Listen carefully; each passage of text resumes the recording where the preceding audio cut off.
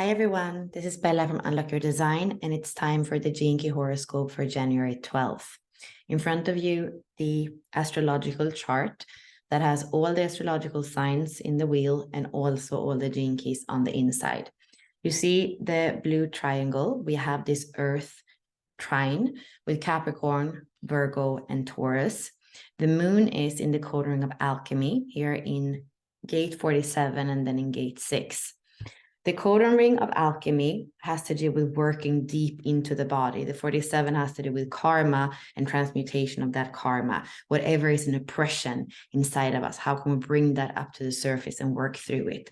The Virgo is priestess energy. And here the priestess helps another person to do this deep alchemical work with the body, but she doesn't become tainted or stained. When she walks away, because this is mutable earth, she's completely virgin. She's completely clean and pure. This is something that we all have the opportunity to tap into here in the next day before the moon moves on into the codon ring of matter and some of those dynamics that have to do with our imprints all the way from when we were in the womb to the developmental phases from 0 to 7, 7 to 14, 14 to 21. On a more practical level, this trine has to do with the ability to plan and to organize and to structure and to make sure that things are organized as more energy is going to start to move forward. It's just a day where Mars is going to station and go direct for the first time in several months, where he has been wavering in Gemini and now finally he's moving on. At the end of the month, on the 23rd, I believe it is, we also have Uranus starting to go direct. And then we're going to have a few months where everything is going forward. So that's the energy that also comes in with a brave new year. Another thing worth mentioning is the sun that's coming closer to Pluto. They're going to meet up here in the last degrees of Capricorn next week in the gate of limitation. This is where we have that connection to society as well and structures. And because Pluto has to do with deep transformation, death and rebirth, there's definitely a possibility for some shaking in these areas next week. The Incarnation Cross activated now is the cross of the Maya, where we have the sun in gate 61. The other gates are the 62 in Cancer, the 32 in Libra, and the 42 in Aries.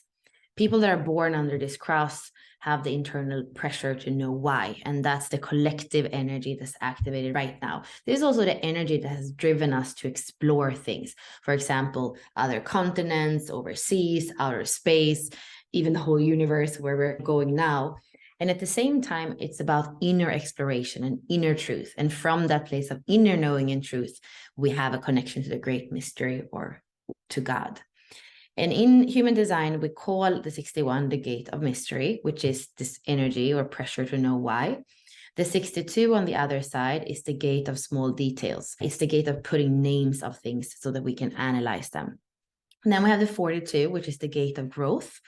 And that's the maturity of a project or process to set the groundwork for the next cycle. The 32 in Libra is the gate of continuity, which is about the historical memory of what's been needed to continue and to carry on. This is the Jenga chart for Thursday. We have a 2-4 profile, the main archetype being the mystic, and then a second line, which is the line of the dancer, that leaves us with the mystical dancer. In the evolution sphere, where we have a second line, Richard Rudd says, break out of disappointment by fulfilling yourself first.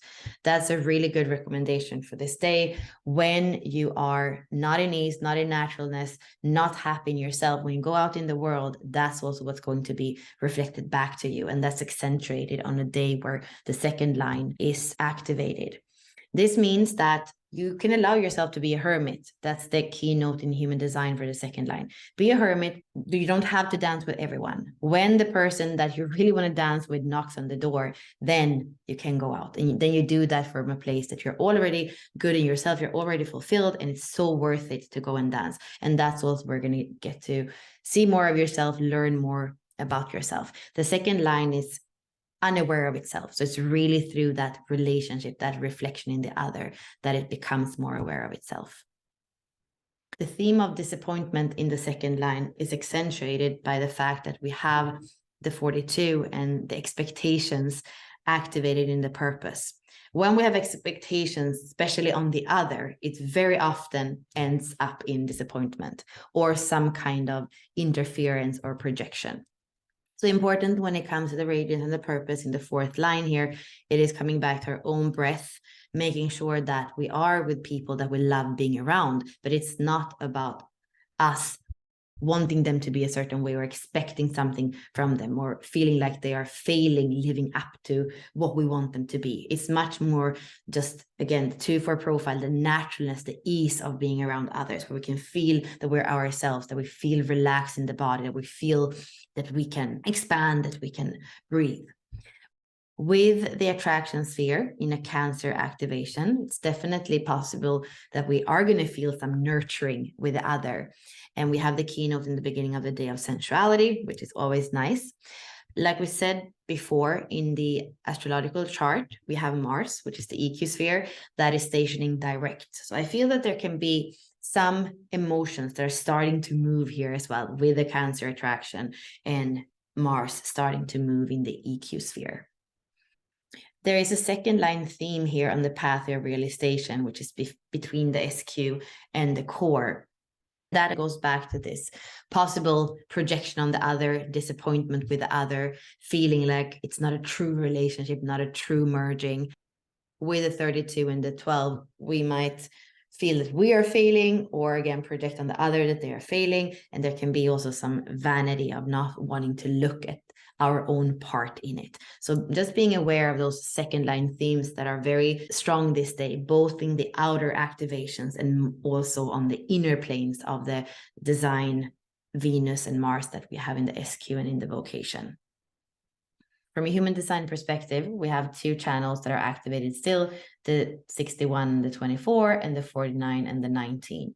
And with the 61 being the main archetype, I would say that is the focus.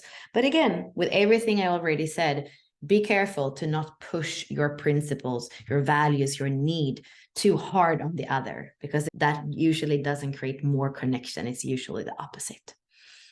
I wish you a beautiful Thursday. Thank you so much, and bye for now.